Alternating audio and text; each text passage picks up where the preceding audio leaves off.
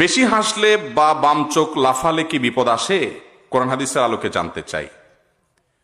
পোলাপান বেশি হাসাহাসি করলে অনেক মুরব্বীরা দেখবেন বলে, এই তোর কপালে কোনো দুঃখ আসতেছে রে, ঠিক না? এরকম কিছু মাসলা মাসাইল আমাদের দেশে আছে, কিছু হাদিস বাইর করছে মুরব্বীরা। আমি চিন্তা ভাবনা করে দেখছি এরকম 50-60টা আপনার এ ধরনের মাসআলা আছে যেগুলো মুরব্বীরা বাইর করছে, যে রাতের বেলায় বাসা থেকে ঘর থেকে হাত ধোয়া পানি বাইরে ফেলতে হয় না, ফেললে ক্ষতি হয়। শুনছেন না এটা? তারপরে রাতের বেলা নখ কাটা ঠিক না, এটা ভালো না, এটা ক্ষতি হয়। তারপরে আপনার এই যে যেটা আছে কি, বেশি বেশি হাসলে বিপদ আসে। এগুলো যারা বাহির করছে আমার মনে হয় ওনাদের একটা নেক উদ্দেশ্যে ওনারা এগুলো বাহির করছে। এগুলো কোরআন হাদিসের কথা না, এগুলো সব ভুয়া কথা, মানুষে বানানো কথা। এই মানুষে বানানো কথাটা কেন বানাইছে আমি চিন্তা করছি। আমার কাছে মনে হলো এটা বানানোর উদ্দেশ্য হলো যে ধরেন পোলাপান অতিরিক্ত হাসাহাসি করে, এটা তো ভালো জিনিস না। হাসবে মানুষ, কিন্তু অতিরিক্ত হাসাহাসি করা তো ভালো জিনিস না।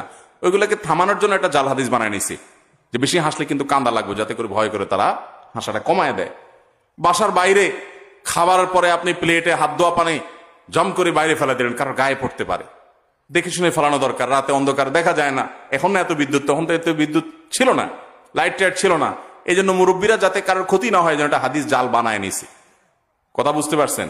রাতের বেলা এখন না লাইট ফকফকা আলো, চেরাগের মোমবাতির বা হারিকেনের আলো, অন্ধকার আলো, আধারের মধ্যে নখ কাটতে গেলে হাত কেটে যেতে পারে। পোলাপান যাতে দিনের বেলা কাটে, এই জন্য মুরব্বীরা হাদিস জাল বানায় নিছে যে রাতের বেলা নখ কাটা ঠিক না। এগুলো সবগুলো ন্যাক উদ্দেশ্যে হাদিস জাল বানাইছে।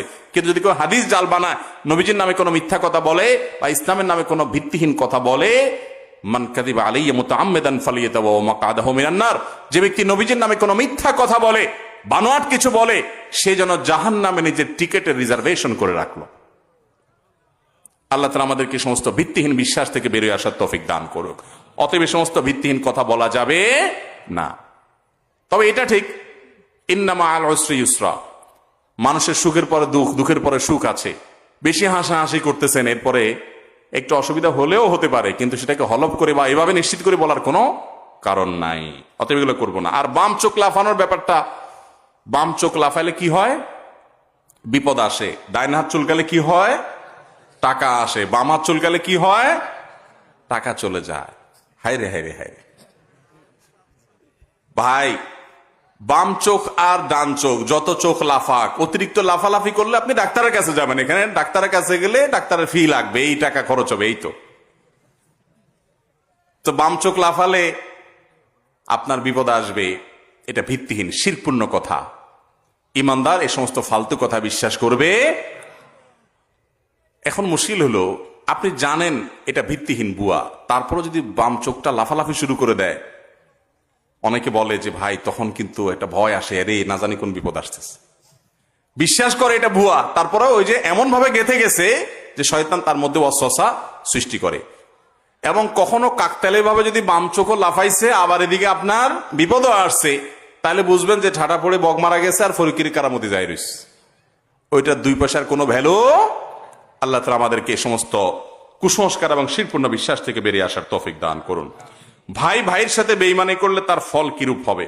ভাই যদি ভাইয়ের সাথে বেঈমানি করে, ভাই যদি ভাইয়ের হক আদায় না করে, ভাই যদি ভাইয়ের নিমক হারামি করে, কষ্ট দেয়, সম্পর্ক ছিন্ন করে, আল্লাহর জমিনের সবচেয়ে পাপিষ্ঠ মানুষগুলোর ভিতরে একটি এই লোক। কারণ হাদিসে কুদসিতে আছে, আল্লাহ রাব্বুল আলামিন বলেছেন, যে ব্যক্তি আত্মীয়তার বন্ধনকে ছিন্ন করে, আল্লাহ তাআলা তাকে ছিন্ন করে ফেলবেন, আল্লাহ তাকে ছেড়ে ফেলবেন। মান কাতা কাতাহুল্লাহ, জঘন্য একটা বিষয় ভাইরা।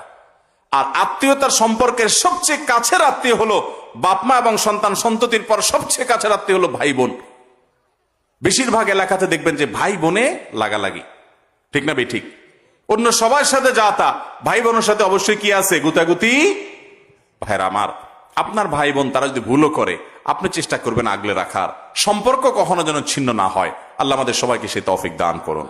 আত্মীয়তার সম্পর্ক রক্ষা করা সুন্নত না নফল না মুস্তাহাব? হুজুর বলে ফরজ, আপনারা বলেন সুন্নত মুস্তাহাব।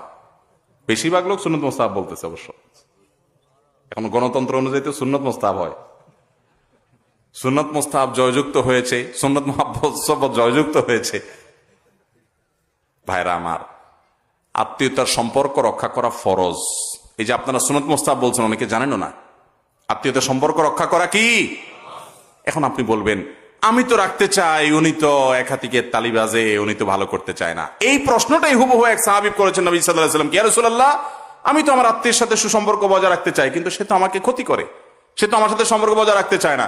নবী সাল্লাল্লাহু আলাইহি ওয়াসাল্লাম বলেছেন, তুমি যা বলেছো সেটা যদি সত্য হয় তাহলে তো সে কপাল পোড়া, সে তোমার সাথে সম্পর্ক নষ্ট করে খারাপ কাজ করছে। তবে মনে রাখবে, লাইসাল ওয়াসিলু বিল মুকাফি, আত্মীয় তোমার সাথে ভালো, তুমিও তার সাথে